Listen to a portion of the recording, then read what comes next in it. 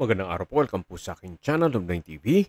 Patalas sa 10, meron po ba kayong mga properties na napapabayaan or non-performing assets? Plan nyo ibenta, pero wala kayong oras pagbibenta nito. Kung ito'y pagkakatiwala nyo po sa amin, tawag lang po kayo sa aking numero, usap po tayo, gawa ko po ng video for free. Yes, libre po, wala po kayong babayaran. Tutulungan po namin kayong mabenta ang inyong property. Kami na po bala sa marketing, sa boosting or paid ads. Even sa tripping, hindi na po kayo mapapagod sa pag-entertain ng mga buyers. Kami na po bala sa lahat. Tawag lang po kayo. Nandito po tayo ngayon sa Sienna Park Residences, dito po sa Parañaque, kung saan meron po tayong bagong video presentation, isang condominium unit na may parking space. Meron din po itong balkonahe, then drying cage sa roof deck.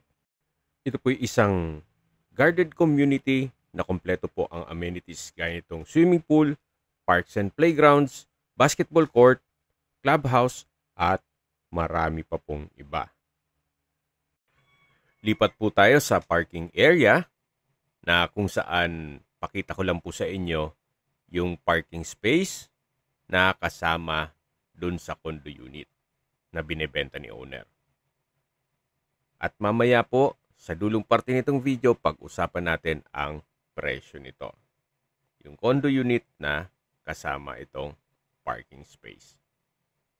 Nandito na po tayo sa taas kung saan makikita nyo, meron pong open below na nag-serves as natural sunlight at natural ventilation. Ang kagandahan po dito, free flow po ang hangin. Compare nyo dun sa mga sinaunang condominium na halos wala nang pumapasok na hangin sa hallway.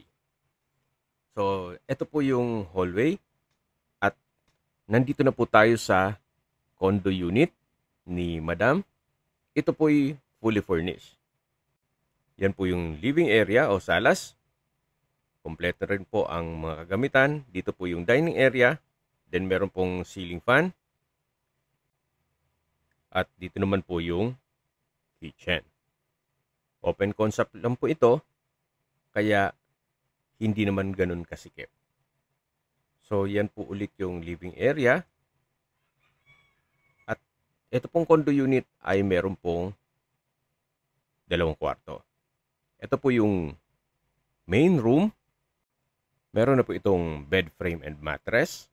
May window type aircon. May ceiling fan.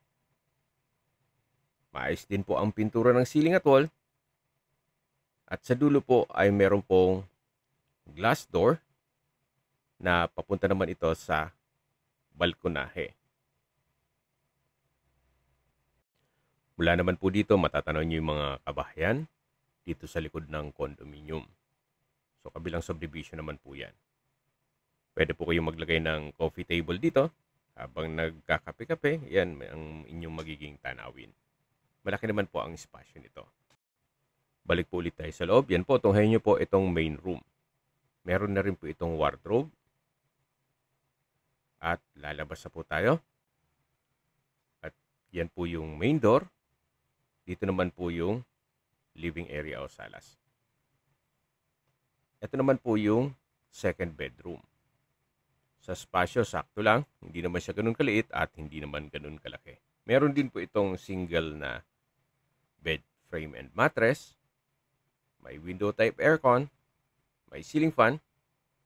At ito naman po yung common toilet and bath. Maayos naman ang toilet fixtures. May water closet with bidet. At hand basin. So, mula po dito sa toilet and bath, paglabas nyo po, yan po yung living area. Then dito naman po yung kitchen. Meron po itong kitchen countertop.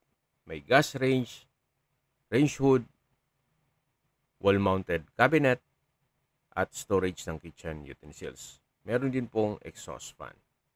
Then may sprinkler. Summarize ko lang po sa mga nag-skip ng video. Ito pong condo unit ay nasa Sienna Park Residences dito sa Parañaque. Malapit lang po ito sa SM Bicutan. Binebenta po ito ni owner na fully furnished at with parking. Meron din pong dry cage sa taas nito. Mamaya po check natin. At ang floor area po nito ay 60 square meters, more or less. Lahat pong kagamitan na nakikita nyo, pero sa personal na gamit ni owner, ay kasama po. Tungkol naman po sa dokumento, ito po titulado, kaya wala po kayong maging problema sa documentation o sa transfer ng title. Habang aakyat po tayo dun sa drying cage, pag-usapan na natin ang distance, location at travel time. Mula po sa SM Bicutan, walking distance lang po ito. Mula po sa Parañaque Doctors Hospital, ang distance is 2.8 kilometers at ang travel time is 10 minutes. Yan po yung lagi kong binabanggit sa inyo na dapat nyo i-consider sa paghanap ng property yung meron pong malapit na hospital. Hindi ko naman po sinasabing sakitin kayo. Yan naman po for emergency purpose lang naman. At mula naman po sa Bicutan Public Market, ang distance is 1 kilometer at ang travel time is 6 minutes. Mula naman po sa Makati, ang distance is 9.8 kilometers at ang travel time is 28 minutes. Mula naman po sa BGC, ang distance is 8.8 kilometers at ang travel time is 23 minutes. Kung manggagaling naman po sa airport, ang distance is 7.5 kilometers at ang travel time is 32 minutes kasama na ang traffic.